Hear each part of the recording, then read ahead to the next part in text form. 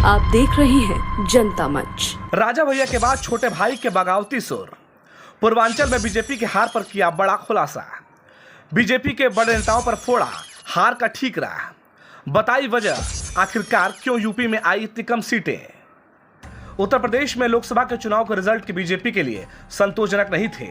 BJP अभी भी इस बात की एनालिसिस करने में लगी हुई है कि आखिरकार क्या वजह थी कि यूपी में उनकी सीट इतनी कम आई है। इसी को लेकर राजा भैया के छोटे भाई अक्षय प्रताप भी बोल पड़े हैं। उन्होंने कहा है कि हमने निर्णय लिया था कि हमारा गठबंधन किसी भी दल से नहीं होगा, इसलिए हम किसी को भी समर्थन नहीं देंगे। भारतीय जनता पार्टी के नेताओं की भाषा शैली ठीक नहीं थी, उनसे इस प्रकार की बातें कहलाई गई थी। यही सब देखते हुए राजा भैया के समर्थकों ने दूसरे दलों को समर्थन दिया।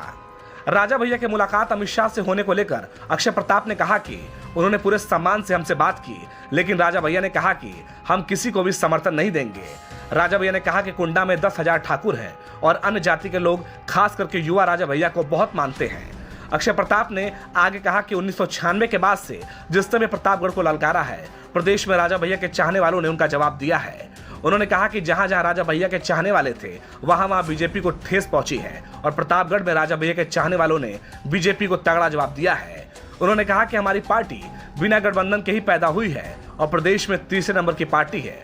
उन्होंने कहा कि राजा भैया निर्णय ले चुके थे कि वह किसी का समर्थन नहीं करेंगे, लेकिन उनके खिलाफ उनके ही आंगन में आकर बोलने की कोई जरूरत नहीं थी। यही कारण था कि राजा भैया के चाहने वालों ने बीजेपी को जगा दिया। उन्होंने कहा कि उत्तर प्रदेश में बीजेपी गठबंधन दलों में उन्हें कुछ भी नहीं दिया। ऐसे में जिस प्रकार राजा भैया के भाई का बयान सामने आया है, इसने सियासी सूबे में हलचल मचा दी है। उत्तर प्रदेश में जिस तरीके से यूपी की कम सीटें आई हैं, इसको लेकर लगातार मंथन चल रहा है, लेकिन इस बीच इस तरह का बयान कहीं न कहीं बेहद सरगर्मी बढ़ाने वाला भी है। ब्यूरो रिपोर्ट, जनता मंच। अभी तक आपने हमारे चैनल को सब्सक्राइब नहीं किया है तो दिए गए स्क्रीन पर हमारे जनता मंच चैनल को सब्सक्राइब करें और बेल बटन दबाना बिल्कुल न भूलें।